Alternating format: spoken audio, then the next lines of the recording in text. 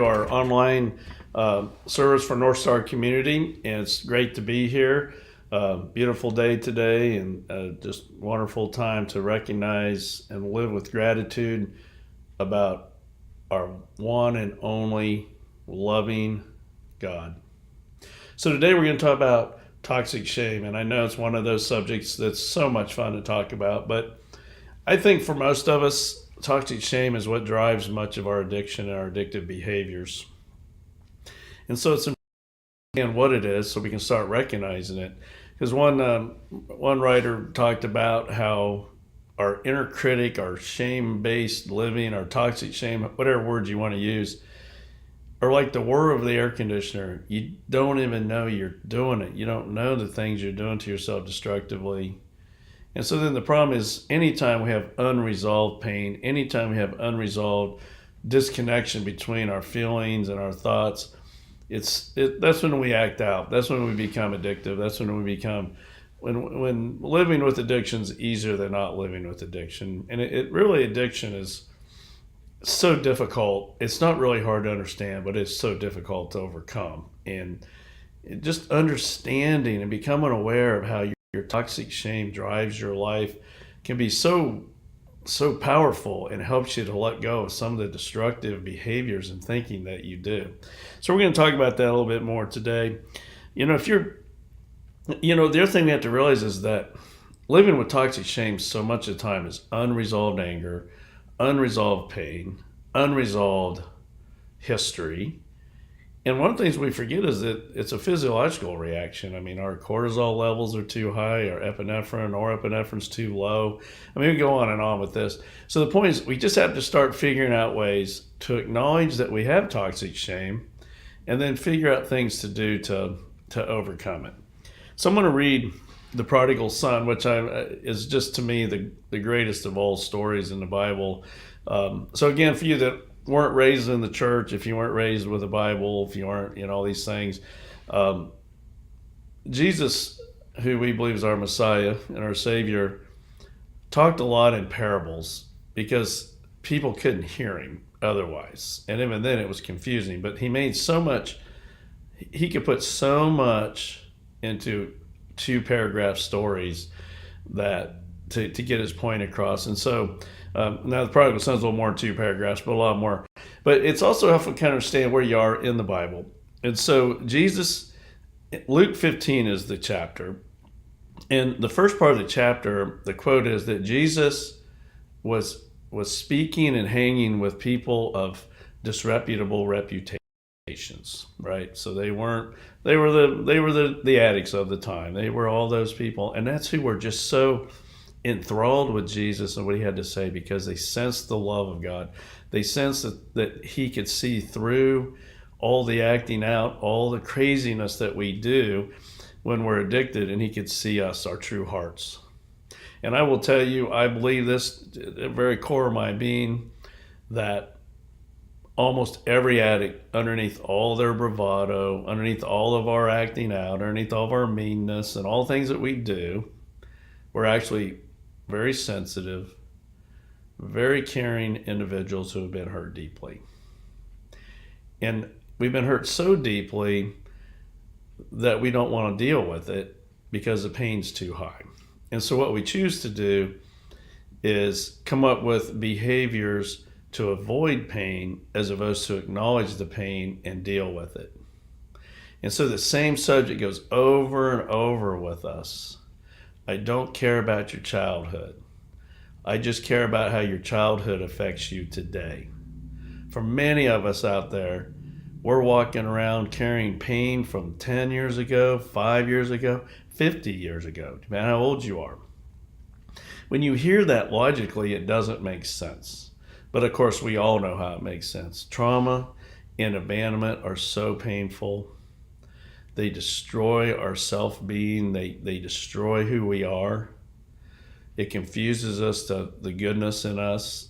It's easy for us to not be able to recognize the good parts of us, and all we can see is the negative things that we do, the negative things we are. When the fact is, underneath all that, you're a good and decent person. And I know it's true because you wouldn't be watching this if you weren't. It's just that you're having trouble overcoming all that pain.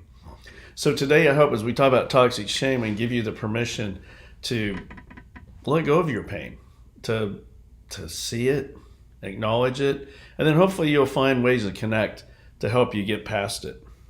So the prodigal son, again, I got off track there. So Luke 15, the Pharisees, the church people today are complaining because Jesus is hanging with people that with bad reputations. So obviously, again, hanging with addicts, hanging out with the troubled people. So Jesus then tells them about a couple other parables, and then this is one he ends with.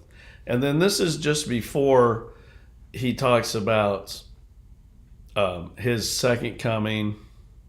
Before he talks about the Pharisee and the tax collector, before he talks about the workers in the vineyard, all these things. But it's fairly not far away. It's the week of when he is put to death and crucified. And so the point to all this is, and the thief on the cross is such an important one for us in the recovery world, because the thief on the cross who was being crucified next to Jesus, who was a bad person, lots of bad decisions, I'm sure very addicted, very destructive, but he sees Jesus' true self, that true love, the Messiah in him, and he asks Jesus if he can join him in heaven, and Jesus said, yes, you will be with me. So I'm trying to give you permission here to quit beating yourself up so much. Certainly you need to stop. You got to stop the addictive behaviors. You got to stop the addiction use. But you can't do that if you're feeling so much shame about you. And so I'm hoping that's what you're hearing today, is that you don't have to do all that. You don't. God doesn't keep score. God is love. He knows your heart. He's there for you. It's you that needs to decide to turn your life and will over to God.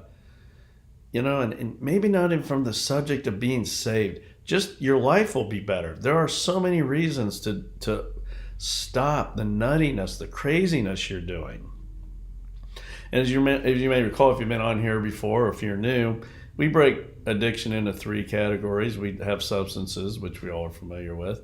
The other one is compulsive behaviors, where we do destructive things, or they may not be destructive behaviors by themselves, but because they become a compulsion to us, we just can't not do it, and we do it too much, too long, whatever, then that becomes a problem. And then, like, for instance, if I go out and shop because I need new shoes, that's one thing. If I go to all the thrift stores every week and I buy every pair of shoes I can find, and I now have 300 pairs of shoes in my house, that's a problem. That's compulsive. And of course, as we become addicted to people, and that's probably the biggest addiction of all, because of our brokenness, because of the pain in our lives, because of the trauma and abandonment we've experienced, it's easy for us to overconnect with people, idealize other people, or completely withdraw from people. Whatever it is, though, we don't know how to create healthy relationships, and we certainly don't know how to find healthy people. And so we have to keep thinking about that. What does that mean? So my simple definition for healthy people are people in our lives who want what's best for us. They don't promote our addiction. They don't agree with us every time we're being nutty with our addictive behaviors, and they don't take advantage of us. They love us and want what's best for us. Doesn't mean they're real healthy either all the time. It just means that you're somehow healthy together. Because and I know, if you're watching this, you're in relationships right now that are toxic, and you need to get out of them, but you don't have the will, the courage to do that. But I hope that you will. It takes courage to do it, but you can do it. So let me read the prodigal son. And I hope what you hear on here, obviously the father represents God, and the prodigal son represents all of us with all our dumb, addictive behaviors. And the brother, represents that, just the people who don't want what's best for us and who have a hard time. And, I don't know. I was kidding about there's people out here who are happy to be unhappy, and that's who he is. And so you don't have to please these people. The point is, you need to connect with God. So let's read this real quick. Then he said, there once was a man who had 2 sons. The younger son said to his father, "Father, I want right now what's coming to me." So the father divided the property between them. It wasn't long before the younger son packed his bags and left for a distant country. There, undisciplined and dissipated, he wasted everything he had. None of us would know that story, right? After he'd gone through all his money, there was a bad famine all through that country, and he began to feel it. He signed on with a citizen there who assigned him to his fields to slop the pigs. He was so hungry he would have eaten the corn cobs in the pig slop, but no one would give him any. I think we could say he was close to rock bottom there. That brought him to his senses. He said, all those farmhands working for my father sit down to 3 meals a day, and here I am starving to death. I am going back to my father. I'll say to him, Father, I've sinned against God. I've sinned before you. I don't deserve to be called your son. Take me on as a hired hand. He got right up and went home to his father. So he did take action. When he was still a long way off, his father saw him. His heart pounding, he ran out, embraced him, and kissed him. The son started his speech. Father, I've sinned against God. I've sinned before you. I don't deserve to be called your son ever again. But the father wasn't listening. He was calling to the servants, quick, bring a clean set of clothes and dress him. Put the family ring on his finger and sandals on his feet. Then get a prize-winning heifer and roast it. We're going to feast. We're going to have a wonderful time. My son is here, given up for dead and now alive. Given up for lost and now found. And they began to have a wonderful time. All this time, his older brother was out in the field. When the day's work was done, he came in. As he approached the house, he heard the music and dancing. Calling over one of the houseboys, he asked what was going on. He told him, your brother came home. Your father has ordered a feast. Barbecued beef, because he has him safe and sound. The older brother stomped off in an angry sulk and refused to join in. His father came out and tried to talk to him, but he wouldn't listen. The son said, look, for how many years I've stayed here serving you, never given you one moment of grief, but have you ever thrown a party for me and my friends? Then this son of yours, who's thrown away your money on whores, shows up and you go all out with a feast. The father said, son, you don't understand. You're with me all the time, and everything that is mine is yours. But this is a wonderful time, and we had to celebrate. This brother of yours was dead, and he's alive. He was lost, and now he's found. So I hope you hear in this story all, because again, if you're addicted, if you're living with addictive thinking, you have done crazy, nutty, destructive things, and you still may be. You don't have to hide them from God. He already knows anyway. He loves you. He knows your heart. I just wished I could get that across to all of us, that you don't need to be walking around in fear all the time, that you'll never, ever be forgiven by God. And I think sometimes we confuse the terms. I think when you read about the fear of God, sometimes I think you could replace that and say, in awe of God. You are so in awe of him that he's fearful. I hope that makes sense. If you ever think about it, the capacity of love that God has is it's incomprehensible to any of us. So we talk about trying to get a rich, full, meaningful life, and here's a non-rich, full, meaningful life list. I am anxious and resentful. I wake up afraid and misunderstood. I'm ready to do my job perfectly, or maybe I'll call in sick. I use substances, but I hide it so no one knows, or at least I think no one knows. I'm focused on myself and my hurts, habits, and hangups to the exclusion of all else. I only make decisions built around my toxic shame. I will not allow my mind to linger on things that are unimportant. It's like recovery. I will not rely on anyone or anything except my addictions. Oh, do I know those? I may not know what I'm going to do today, but I know where my stuff is. I will not be vulnerable to mistakes, and if I do make mistakes, I will deny them. So you can see how destructive that is and but you guys can relate to it. I know when we read this list at NorthStar in person, everybody was just kind of, wincing. So one of the biggest mistakes we make when we become addicted is we withdraw from people. And what we do is we build a wall around ourselves. And the problem with the wall is it keeps us safe emotionally, but it also makes us lonely. But how many of you out here listening to me know how you do this? So we call it, Dr. Tversky in his book Addictive Thinking calls it the porcupine index. How far out do I have to put my quills to keep you away from me and getting too close? Now, I may banter with you. I might talk with you. I might even ask questions about you, but you're not going to get to know me. I'm not going to let you that close. So he calls it the porcupine index, about how far out are my quills to keep people away. So you've heard me talk, if you've been with me at all, I've talked about the movie Ad Astra. And I do recommend the movie to you. If you don't like science fiction, but if you watch it from a recovery point of view, it's kind of an amazing, I think they really capture the essence of the deeper psychological, emotional aspects of addiction. So Brad Pitt is the star in this, and he's who so what I did is I went and transcribed parts of the movie that I said, oh my gosh, this so captures the stuff we talk about. And so to make this real fast, he's a very disconnected, talented astronaut. And we're in the future a ways. His father is a world-renowned astronaut who's revered by the world, but actually is a very mean and angry man. His wife never speaks a word in this movie, but they do such a good job of showing her dissatisfaction and hurt by his inability to connect emotionally with her. So the first part of the movie, Brad Pitt is now in amongst his fellow astronauts, and it's like a locker room kind of thing for either athletes or whatever, or firefighters, or there's a lot of bantering, stuff like that. And so this is him talking, and this is him really describing a porcupine index. He goes, I see myself from the outside. I smile. I present a side. It's a performance with my eye on the exit. Always on the exit.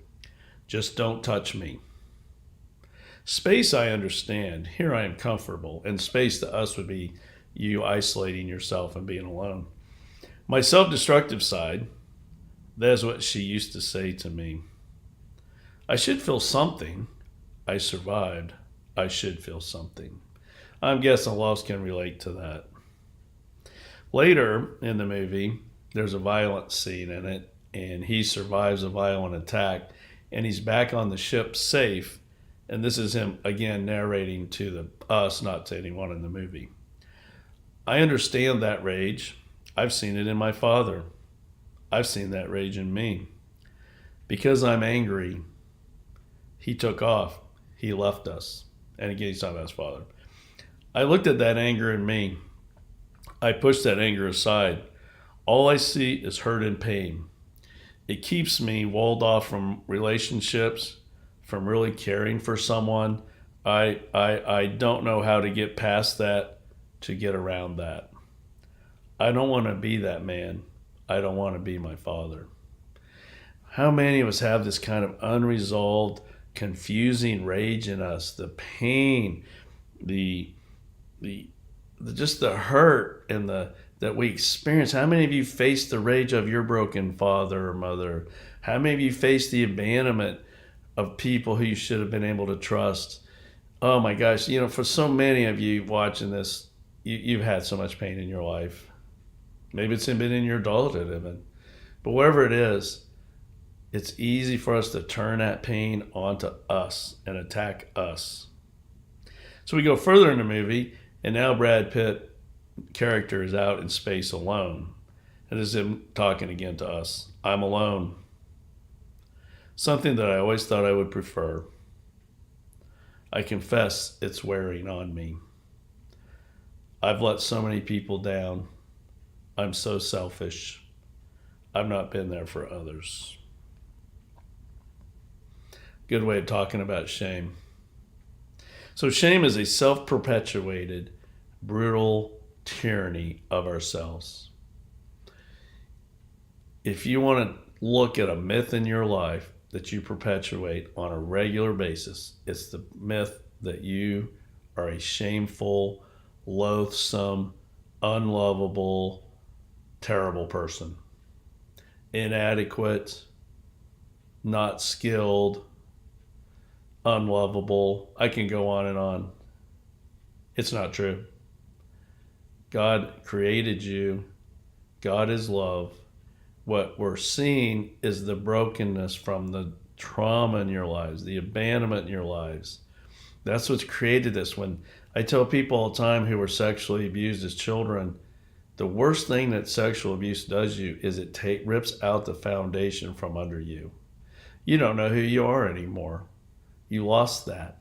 And of course, for most of us, with sexual abuse follows the silence, the denials, the attempt to forget about it, the reckless living we do to harm ourselves because of what happened to us, the confusion, the inability to, we either over-connect with people or we under-connect and do our porcupine index.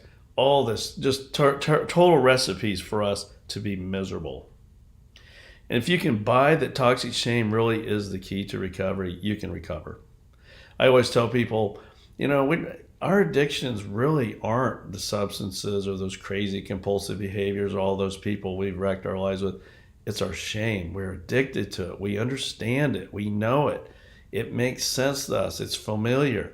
I mean, it's like Dr. Vanderkolk talks about in his book, The Body Keeps a Score, is so many times he's seen children who are living in abusive, crazy homes, and yet when they get removed or say they're in a hospital, an emergency room, they want to go back home to it. It's what we know. It's who we see ourselves as. And so I'm trying to help us see that toxic shame is not healthy. It's not normal. It's a myth. And the problem with it is it builds on itself. Because we take all that shame, we turn it against us, and we just keep making mistake after mistake, destructive decision after destructive decision. And the next thing we know, we are kind of a mess. We are a wreck. We in some ways, we deserve not to be happy with ourselves. But that's what we want. Because we want to get to the point where we start saying, I've had enough of this. I can't keep doing this. It's more painful for me to dwell in my hurts, habits, and hang-ups than it is to get clean and sober. And so we just keep wrecking our lives. We keep promising ourselves we're not going to do these crazy things anymore. Or worse, we don't even know we're doing them. We're living with anger.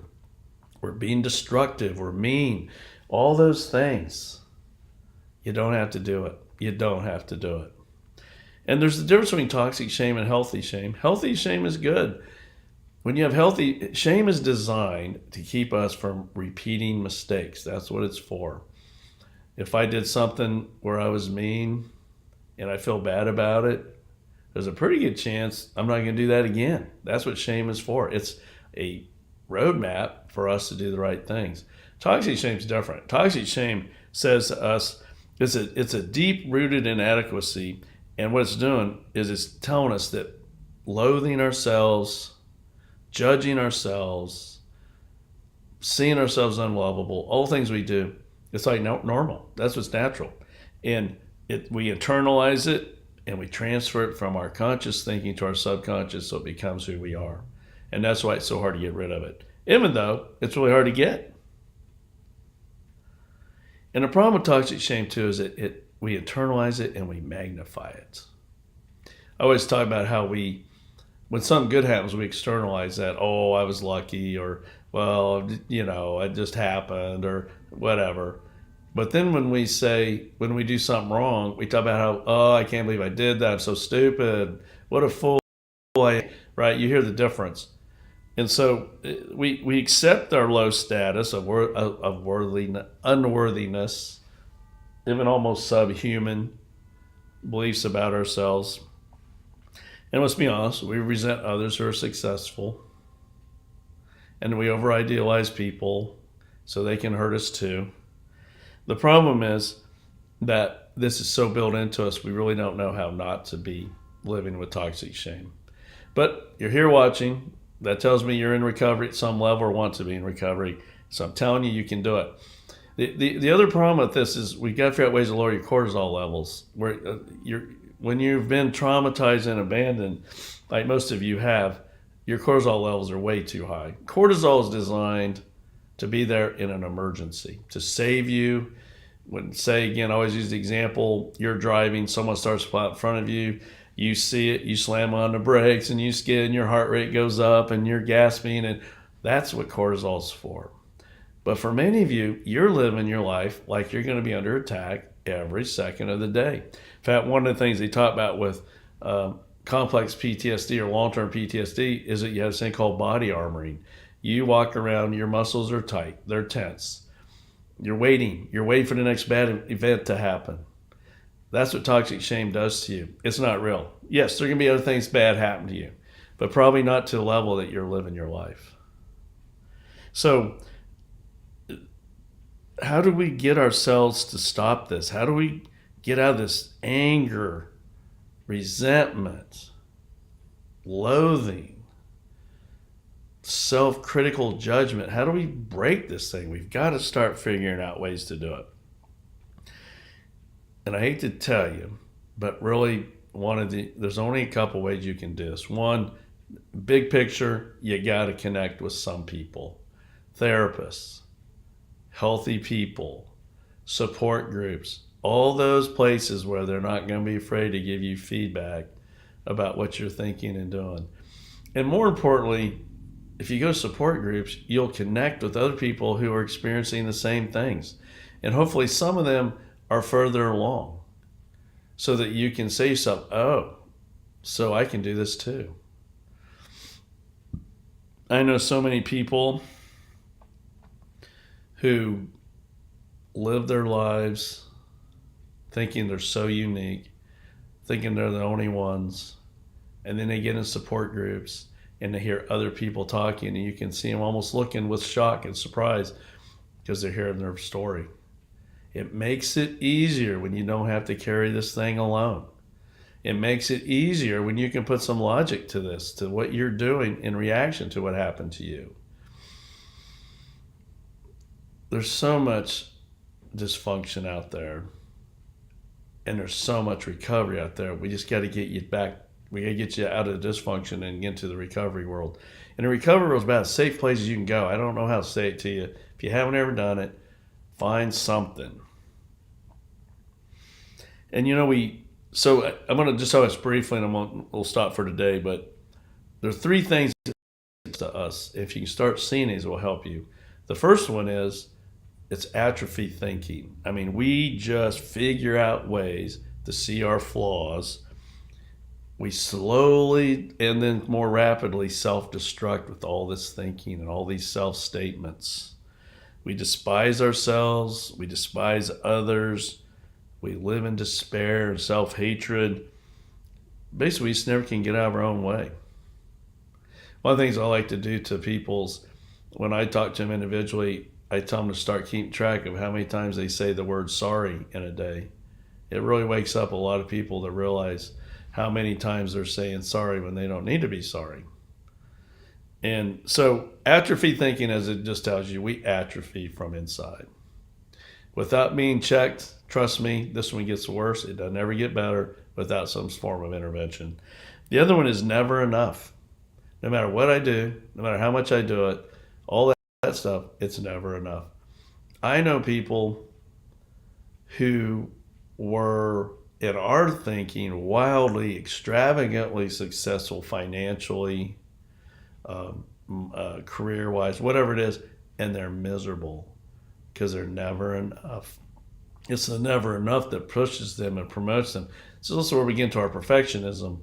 The fact is, a rich, full, meaningful life is not about never enough. A rich, full, meaningful life is developing healthy goals, healthy purpose, and then moving forward and trying to achieve those, leaving behind all the toxic shame in your life. And then the last part is mediocrity. We set a bar, depends on how high you put it, but our bar is here.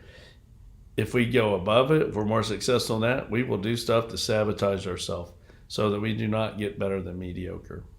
And mediocre is painful because a lot of times you can see what could have been, you see the opportunities you could have taken, but you didn't. All those kind of things were built around your need to keep yourself at a mediocre level. Because you have toxic shame, there's no way that you could possibly be successful. So never enough, mediocre, and let's beat ourselves up with atrophy statements and thinking. That's what we do. So I'm going to end this today. We'll talk about this more. I think toxic shame is such an important conversation.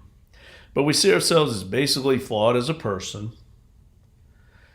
We either live with too much or too little limits, and we'll talk about that later. Shame becomes our core identity. We cover up our pain. We avoid our pain. I always use Russell Brand's quote, addiction starts with pain and addiction ends with pain. Toxic shame gives us a sense of worthlessness, of never enough, mediocrity. It gives us a sense that we're always failing and we're always falling. But here's what I'm going to end with. God loves you. You are not God, so you're going to screw up. It's okay. That's part of us loving ourselves enough to see life as a process and not as perfection. You are not perfect, and you never will be. You need to see your pain, you need to recognize your pain, and you need to deal with your pain.